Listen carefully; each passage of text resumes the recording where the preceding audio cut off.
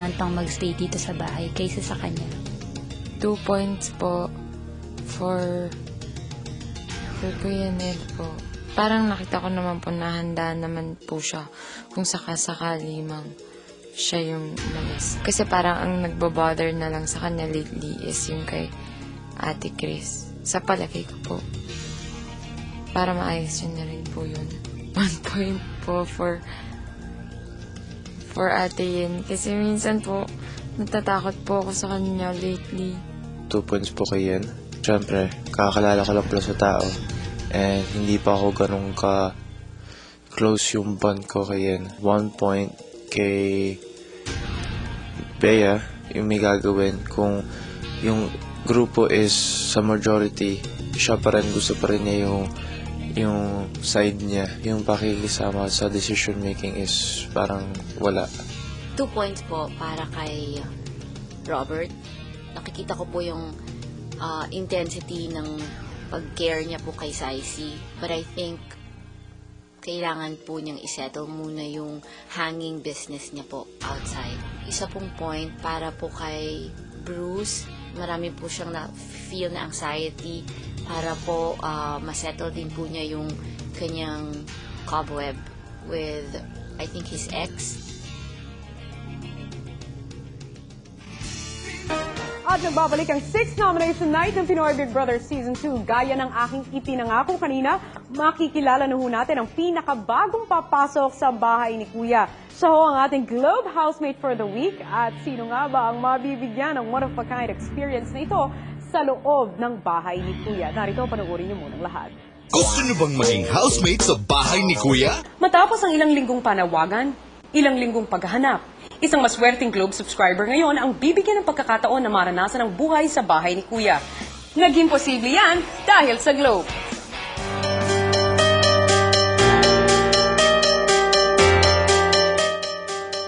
I'm Hannah, 21 years old, kolehiyala at isang dalagang ina. Mula sa hirap, naranasan ko rin ang marangyang buhay.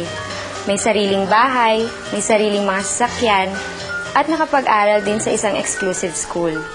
Pero ang buhay, sadyang parang gulong. Sa isang kisap mata, nawala lahat ng aming kabuhayan. Kasi ang dad ko, naloko ng kapartner niyang Singaporean.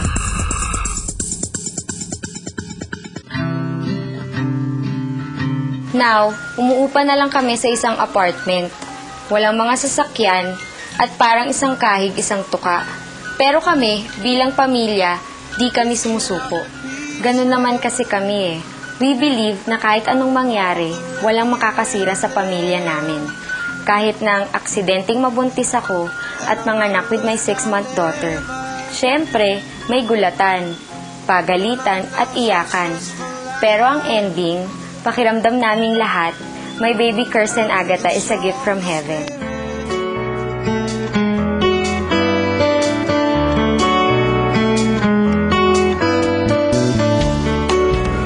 Sa kabila ng mga nangyari, inspired pa rin akong ayusin ang buhay ko. Ang tapusin ng pag-aaral ko, all for my baby and my family.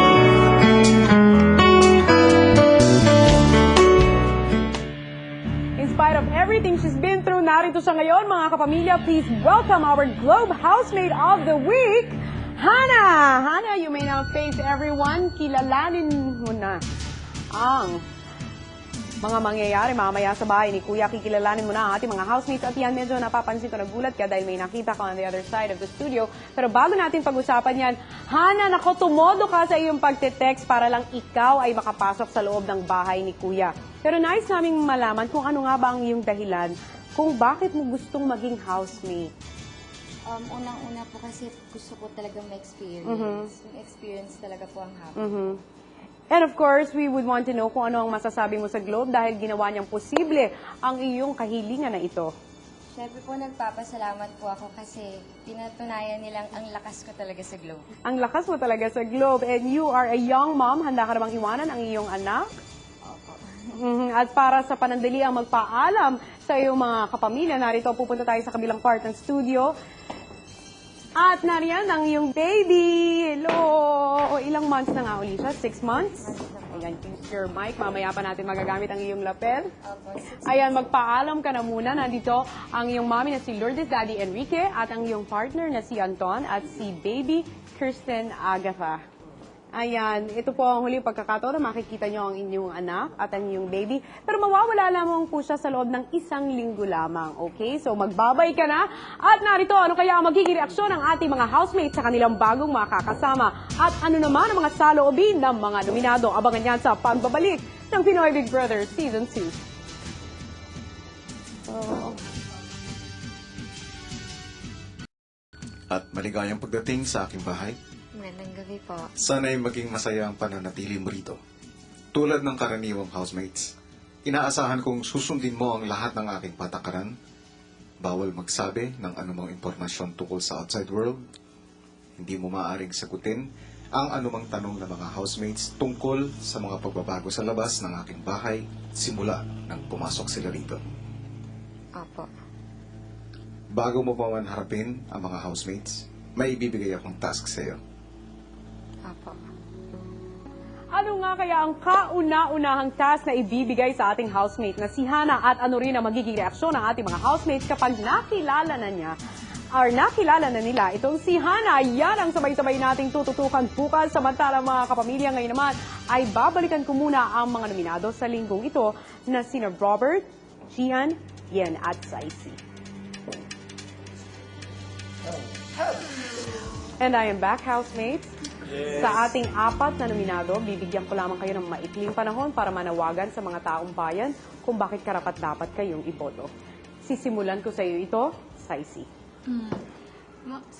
Magandang gabi po sa inyong lahat, lalo na po sa taga Negros Occidental, lalo po sa taga Bacolod, at saka yung taga UNOR, John V. Lacson, Domingo Lacson School, NOHS.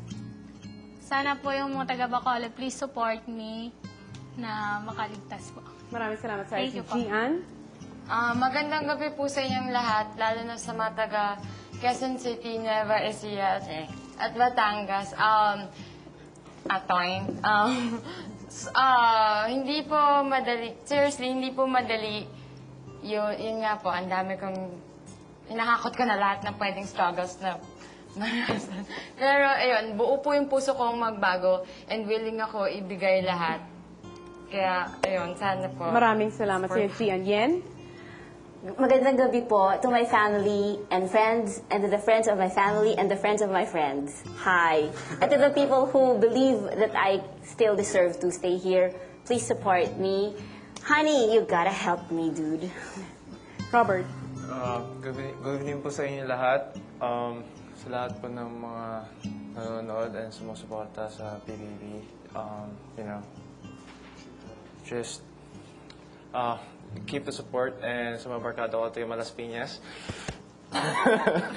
Sa mga taga Alabang din, Makati, La Union, and UPHR, Las Piñas din as well. And, just God bless as well. Maraming salamat sa inyo, 4 na nominado. Magkikita-kita tayong lahat para sa 6th eviction night kung saan isa sa inyo ang magpapaalam. Good night, housemates. Good night. Narinig nyo na ang panawagan ng ating 4 na nominado para sa linggong ito. Itodo nyo na ang pagboto kung sino sa tingin ninyo ay karapat-dapat na manatili pa sa loob ng bahay ni Kuya. Maaari kayong bumoto sa pamamagitan ng pag-download ng Globe Static Picture Message.